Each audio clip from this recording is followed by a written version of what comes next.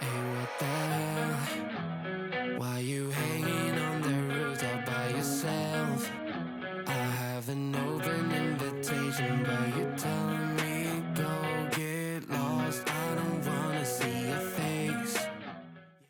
Hello, bienvenue dans ce nouveau vlog. On est mercredi 23 mars. Oui, nous sommes mercredi et je n'ouvre ce vlog que maintenant. Alors, pour petite explication, depuis que j'ai fermé le vlog dimanche dernier, j'avais pas matière à faire du contenu. Lundi, la journée ne s'est pas du tout passée comme prévu. J'avais prévu de me concentrer en fait entièrement à la chaîne YouTube. Je devais faire une matinée totalement tournage et une après-midi montage et après soirée sport et lecture. Et en fait, le matin, il y a le propriétaire qui est passé à l'improviste pour regarder nos fenêtres comme on avait demandé une intervention depuis un petit moment.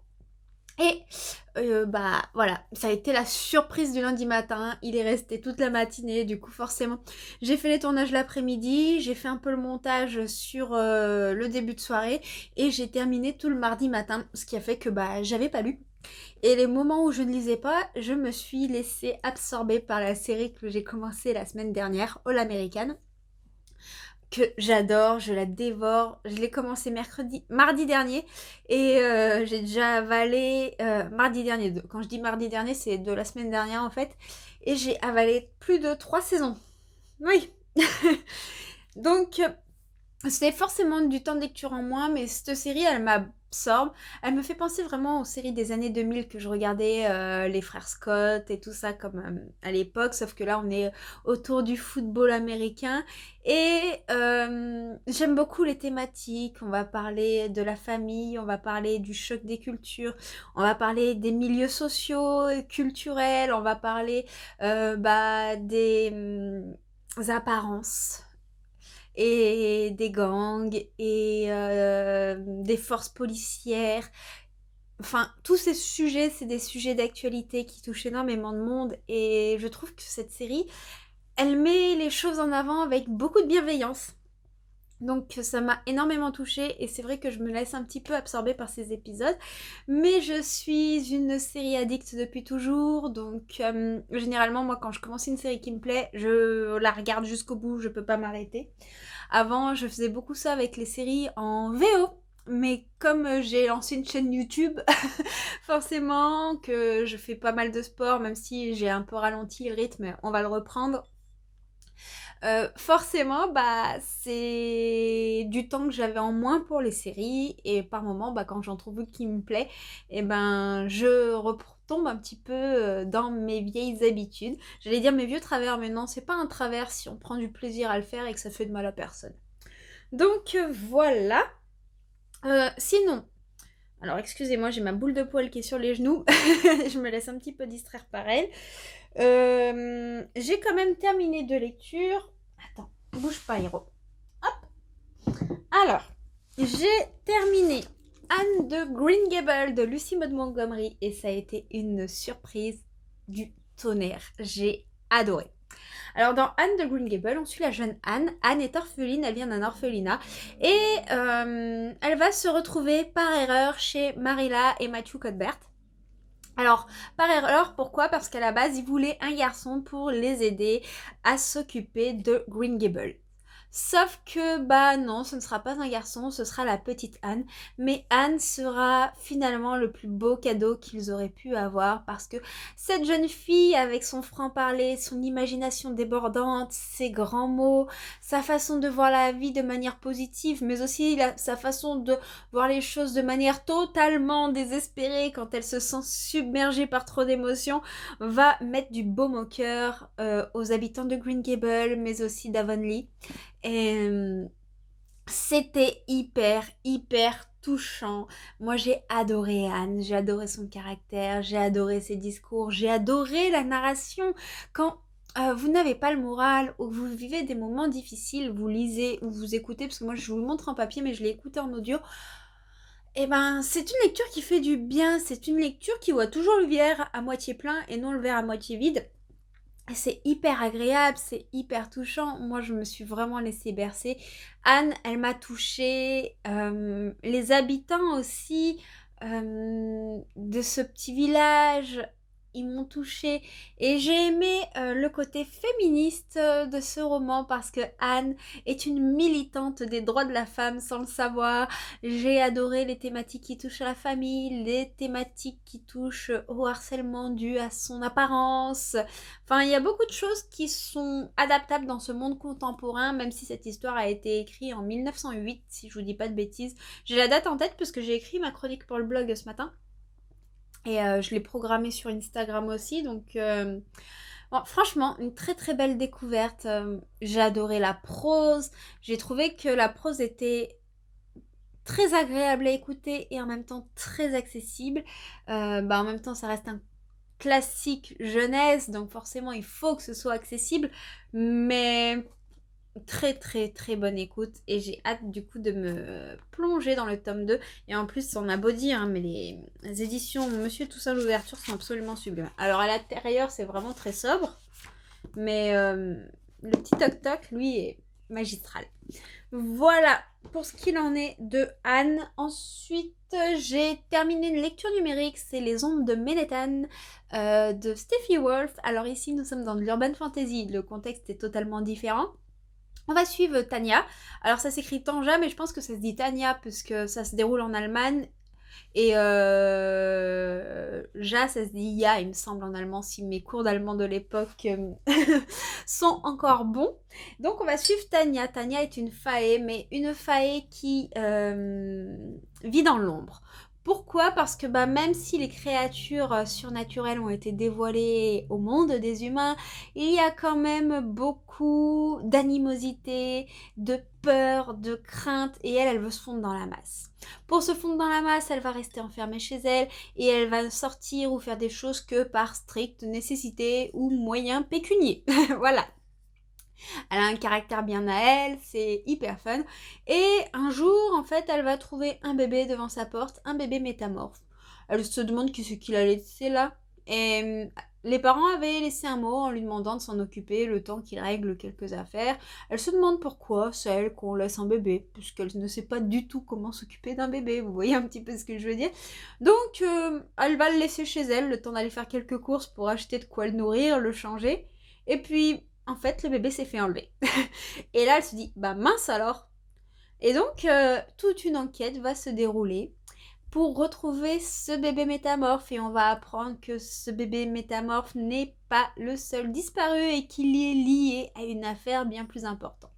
Donc, suite à cela, Tania va se retrouver en contact avec d'autres créatures surnaturelles. Elle va devoir apprendre à gérer un petit peu ses pouvoirs, à se dévoiler et on va découvrir un petit peu le monde de Manhattan qui est un quartier, si je dis pas de bêtises, des affaires de la ville de Francfort. Et c'était assez fun, c'était très divertissant. L'histoire est écrite du point de vue de Tania. Et Tania, c'est une héroïne qui ne mâche pas ses mots. Donc on est vraiment immergé dans son quotidien, dans sa façon de penser. C'est très très fun. On a pas mal de dialogues, on a de l'action, les péripéties s'enchaînent, c'est fluide. J'ai pas trouvé qu'il y avait de longueur, donc ça c'est top. On a des relations d'amitié qui se créent. On a des relations un peu plus ambiguës, mais on reste quand même focalisé sur la recherche des enfants disparus, sur la recherche de soi, sur comprendre ce qui se passe, et c'était vraiment, vraiment une très belle lecture. J'ai passé un superbe moment et la plume est très accessible. Voilà pour ce qu'il en est du coup de cette lecture terminée. J'ai actuellement 2 lectures en cours. Alors j'ai commencé en audio, je vous montre en papier mais je l'ai commencé en audio parce que ça me permet de vider un petit peu ma pile à lire puisque j'aimerais arriver à faire un peu de la place. Missing You de Clore Smith qui est une histoire relatée du point de vue masculin et ça je trouve ça hyper original parce que je trouve qu'il y a peu de romances relatées du point de vue masculin où c'est une alternance de point de vue et là c'est vraiment 100% masculin. Et on va suivre Fallon. Fallon il fait partie d'une unité d'élite des Navy Shell. Et ils vont devoir extraire une jeune femme qui a été faite prisonnière. Petite surprise, cette jeune femme fait partie du passé de Fallon et c'est ainsi dire son ex. Donc bon, ça va être dur de faire preuve de toute la retenue qu'il est censé avoir dans ce genre de mission et en même temps on va découvrir un passé que celui-ci a caché à ses coéquipiers depuis un certain nombre de temps. Alors voilà, le résumé de ce que je vous en dis, c'est vraiment de ce que j'ai écouté pour l'instant. J'en suis dans les 4-5 premiers chapitres.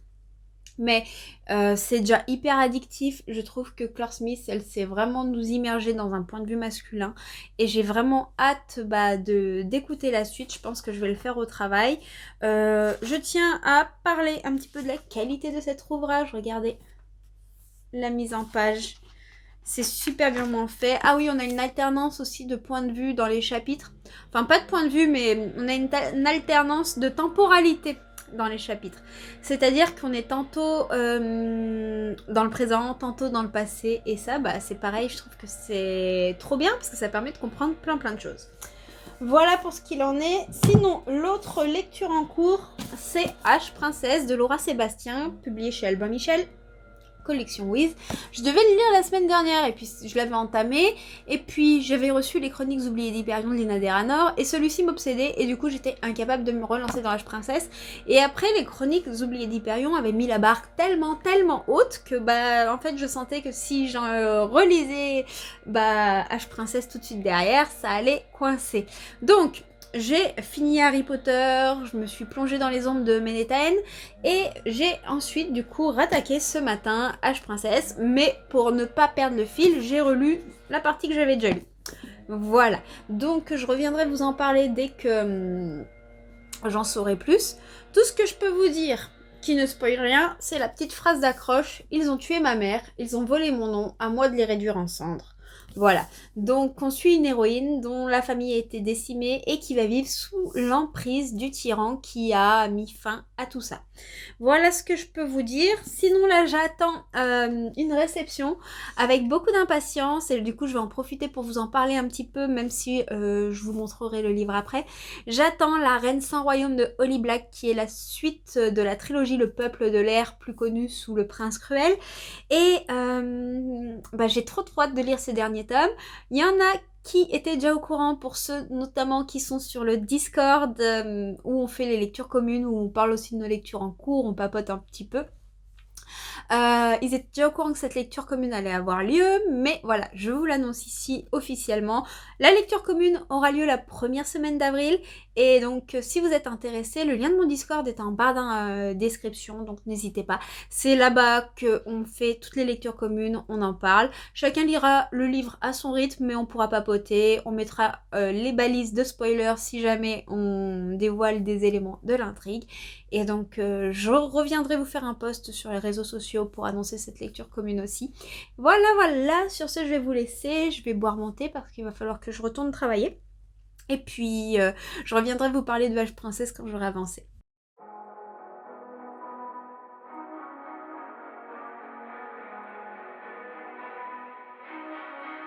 Hey, what the hell? Why you hanging on the roof all by yourself?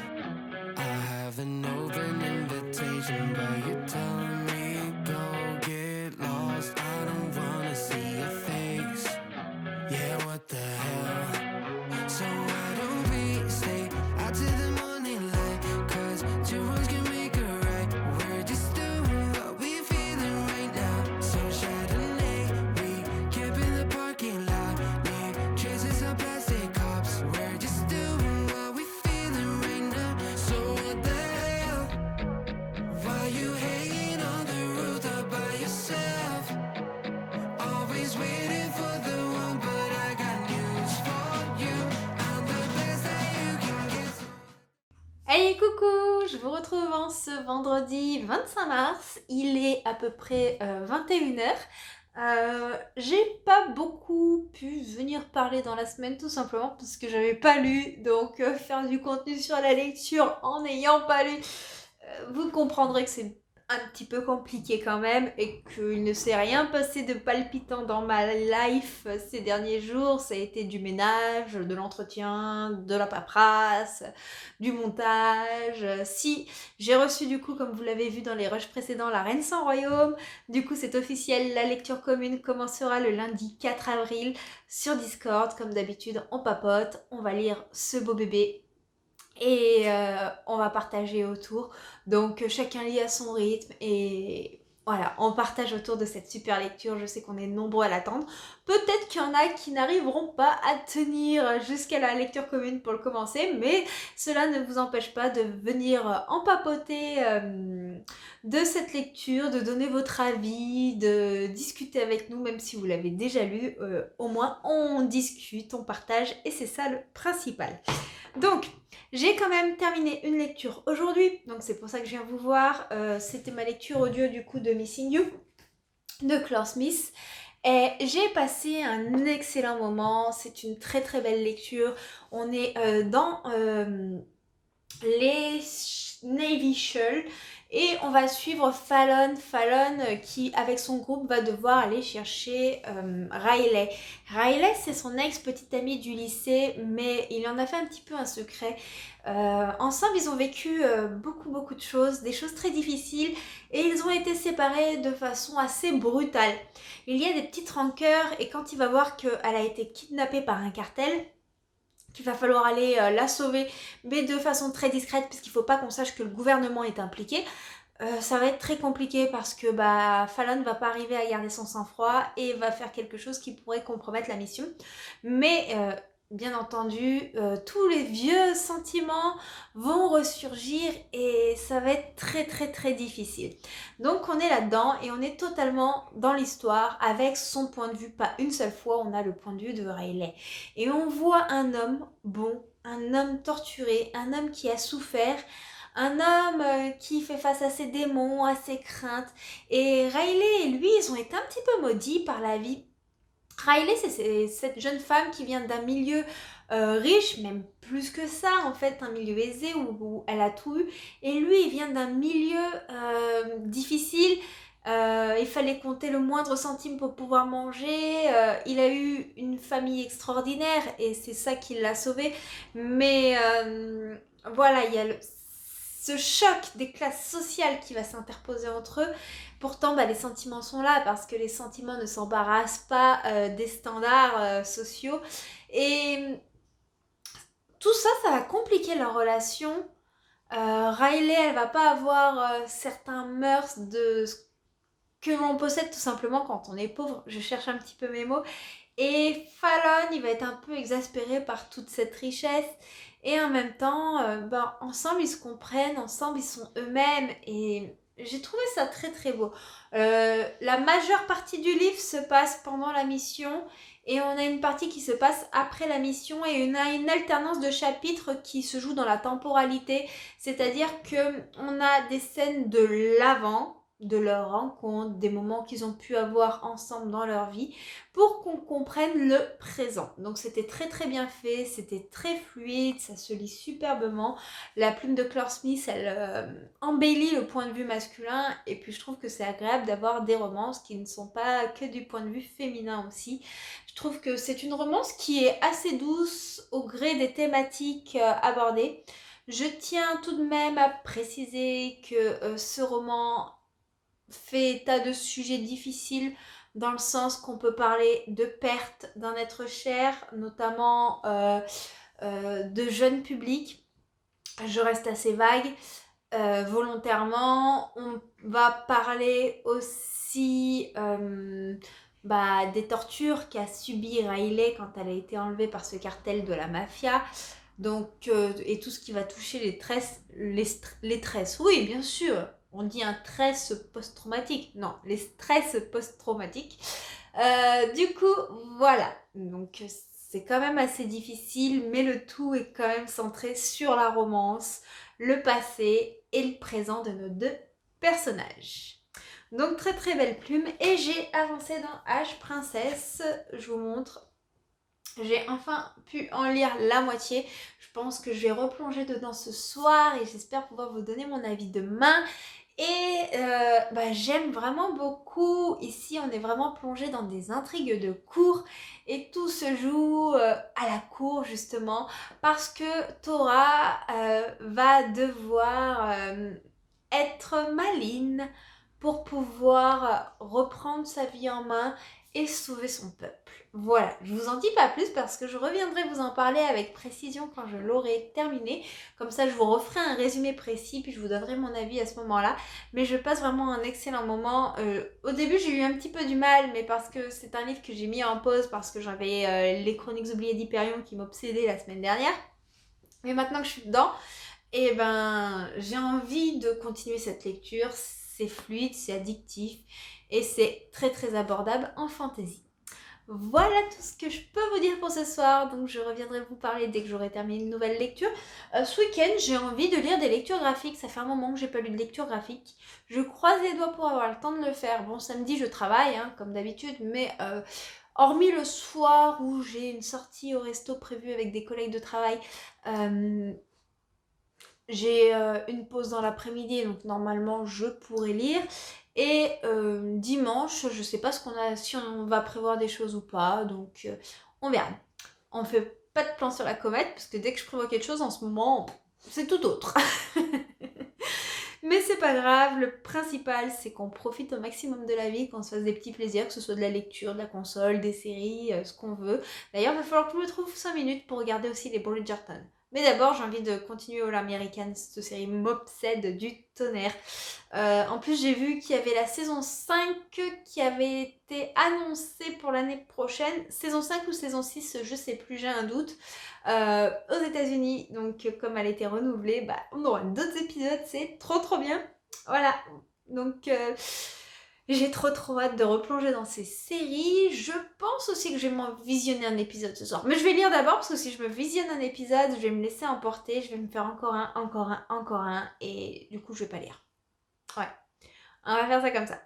Hey, je vous retrouve en ce samedi 26, il est 3h30, je suis en petite pause et j'ai terminé de lire H Princesse de Laura Sébastien et j'ai adoré, je ne pensais vraiment pas autant aimer cette lecture.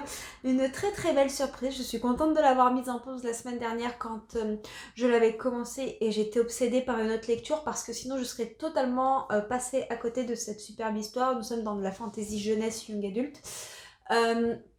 Nous avons une histoire vraiment page-turner, c'est écrit très très gros, ça se lit très rapidement et on a énormément de dialogues. Dans cette histoire, nous suivons Tora qui est sous l'emprise du Kaiser. Le Kaiser est un roi autoproclamé qui vient d'une autre nation et qui a anéanti tout le peuple astréen, le peuple dont est issue la jeune Tora justement. Et Tora, de son vrai nom, Théodosia, a dû assister à la mort de sa mère et à la mort de toutes les personnes qui étaient importantes à la cour. Et le Kaiser la garde un petit peu comme un trophée, mais un trophée qui martyrise au quotidien, si vous voulez. Ça permet d'apaiser certaines personnalités du peuple, de savoir que la princesse est toujours en vie, mais en même temps, dès qu'il y a des rébellions, c'est elle qui va en faire les frais. Un jour, il va se passer un événement qui va remettre beaucoup de choses en perspective et Tora va se dire « Ouais, bon, il va peut-être falloir que je fasse quelque chose pour mon peuple parce que là, c'est plus possible. » Et donc, elle va devoir jouer entre sa personnalité de Tora et sa véritable personnalité, celle de Théodosia. Et là, on est plongé dans des intrigues de cour. On va faire la connaissance avec plein de personnages et on est à travers Tora dans l'histoire. On suit l'histoire de son point de vue, on suit ses doutes, ses craintes, ce qu'elle ressent et le dilemme qu'elle a entre deux nations parce que bien entendu en vivant sous le joug d'un autre peuple, elle a créé des liens avec certaines personnes qui appartiennent à ce peuple-là mais qui ont des idéologies complètement contraires à son peuple et elle se dit après tout le martyre que ma population subit depuis des années, je ne peux pas leur imposer telle ou telle personne qui vient du peuple qui nous a assouvis. Donc ouais, c'est vraiment très très sympa, c'est très très addictif. Et là, j'ai vraiment très hâte de découvrir la suite, Lady Smoke, parce que la fin nous laisse justement sur d'autres fins, pour ne pas jouer avec les mots. Mais ouais, c'est très très chouette, donc je sens que la suite va peut-être pas tarder à rejoindre ma pile à lire et qu'elle n'y restera pas longtemps parce que j'essaie de dégommer les sagas, de plus les faire traîner quand les tomes sont sortis. Et c'est pas plus mal parce que je les apprécie d'autant plus parce que bah justement j'ai toute l'histoire en tête. D'ailleurs n'hésitez pas à me dire si vous l'avez lu, H Princesse, que vous en avez pensé, si vous avez aimé ou pas. En tout cas moi, très très bonne lecture. Why you hanging on the roof all by yourself? I have an open invitation, but you're telling me go get lost. I don't wanna see your face. Yeah, what the hell? So why don't we stay out to the morning light? 'Cause two wrongs can make a right. We're just doing what we're feeling right now. So Chardonnay, we keep it. Hey coucou, je vous retrouve pour clôturer ce vlog. On est dimanche 27 mars et hier j'ai commencé à lire avant de repartir travailler pendant ma pause Une lueur dans l'obscurité de Andrea Generali, publié chez Cherry Publishing. J'avais lu quoi, 50 pages, même pas. Et ce matin j'ai repris ma lecture au réveil et je l'ai terminée. J'ai vraiment adoré ce second tome. Alors pour la petite histoire, il y a un tome 1 et un tome 2. Mais vous pouvez les lire de façon totalement indépendante. Le tome 1, c'est la même histoire relatée du point de vue féminin et ce tome 2 du point de vue masculin. Par contre, les histoires diffèrent totalement. Dans le tome 1, on suit Michel. Michel qui arrive dans un manoir qui va être occupé par les Allemands et disons qu'elle va avoir des envies de résistance mais elle sait pas comment s'y prendre et en même temps elle est assez peureuse, elle va travailler dans ce manoir en tant que domestique pour tout simplement gagner de l'argent et pouvoir aider son père à la ferme, sauf que elle a quelques difficultés et elle va suite à des événements faire connaissance avec un officier allemand haut gradé de la Wehrmacht, le capitaine Hans. Donc voilà, on est vraiment dans l'ambiance de l'occupation allemande dans le tome 1, cette envie de résistance tout en ne sachant pas comment faire parce qu'il y a la crainte, et cet amour naissant, cet amour interdit. Ce tome 2, lui, est très différent parce qu'on va avoir la dimension historique beaucoup plus présente. On va avoir une vision de la guerre dans son ensemble. Je parle de la Seconde Guerre mondiale, donc de son début jusqu'à sa fin. On va avoir un contexte historique beaucoup plus développé et on va avoir les pensées et les remords d'un capitaine de l'armée allemande, c'est-à-dire ses idéaux, pourquoi il s'est lancé là-dedans, quels sont ses regrets à présent, qu'est-ce qu'il attend, comment il vit ses différentes missions. Et on va aussi avoir le dilemme qui lui arrive tout simplement parce que c'est pareil, un amour entre un Allemand et une Française, c'est très compliqué et en plus, suite à son métier, il ne peut pas rester au même endroit, donc ça complexifie un petit peu toute cette relation et lui, tout ce qu'il veut, c'est la protéger et il ne peut pas lui dire certaines informations, il cache des secrets et voilà. Donc c'est vraiment très très intéressant. Moi j'ai vraiment préféré ce tome là parce que dans le premier tome je trouvais que la dimension historique justement n'était pas assez présente.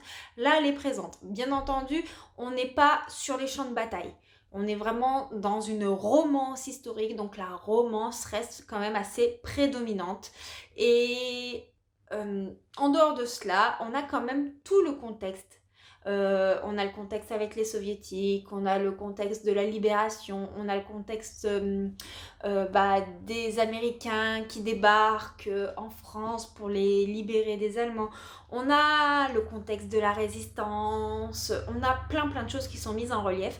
Bien entendu, pour les comprendre dans leur ensemble et arriver à se situer, il faut avoir un minimum de connaissances historiques sur la Seconde Guerre mondiale, chose que globalement on a à peu près tous parce qu'on apprend ça à l'école.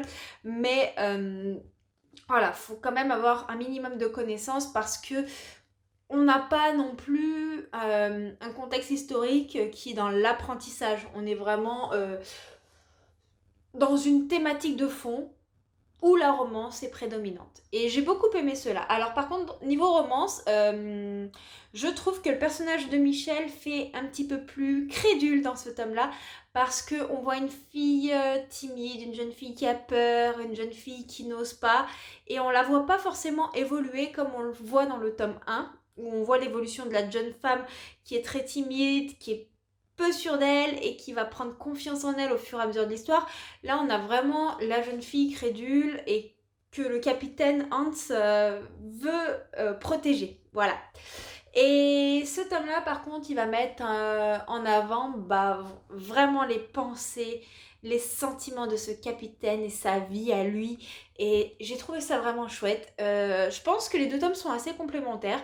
Ils peuvent se lire de façon indépendante, comme je vous l'ai dit, mais je pense que les lire dans l'ordre, c'est bien dans le sens où on apprend à connaître les personnages de façon différente et on les perçoit pas du tout de la même façon. Donc très très belle lecture. Ensuite, j'ai lu, là, en cette fin d'après-midi, je viens juste de le terminer d'ailleurs, le tome 4 de Mashle de Harime Komoto, publié chez Kazé. Je pense que dans la soirée, je vais me faire le tome 5 et puis je vais lire La petite faiseuse de livres. Je vais avancer un petit peu dans cette saga. Je pense que je vais passer ma soirée à ça, puis je vous en parlerai dans le prochain vlog. Avec ce tome 4 de Mashle, j'ai passé un excellent moment. Pour ceux qui ne connaissent pas du tout le manga, je vais faire très bref. Mash, c'est un personnage sans pouvoir magique dans un monde où la magie c'est vraiment la base et on élimine les gens qui n'ont aucun pouvoir magique de base. Voilà, donc lui, pour sauver son père d'une menace et qu'on ne révèle pas le fait que son père a élevé un enfant sans pouvoir magique non déclaré, il va intégrer une école de magie et il va devoir prouver ses qualités et devenir un des élus. Cette école de magie ressemble étrangement à Poudlard et Mash ressemble étrangement au personnage principal de One Punch Man. Voilà, on a vraiment des choses qui sont prises des deux côtés. Et donc Mash, il a pas de pouvoir, mais il a des muscles. Donc il va contrer les sortilèges, la magie avec ses biceps. Et c'était super cool, c'est très drôle. Ce tome-là, on est vraiment centré sur de nombreux duels pour que Mash prouve sa valeur et prouve qu'il est capable de devenir un élu. C'était fun. Je trouve qu'il y a certains personnages qui ressemblent à d'autres personnages de manga connus. Par exemple, vous voyez, Mash, c'est lui, il a une cicatrice en forme d'éclair, mais sur la joue. Voilà.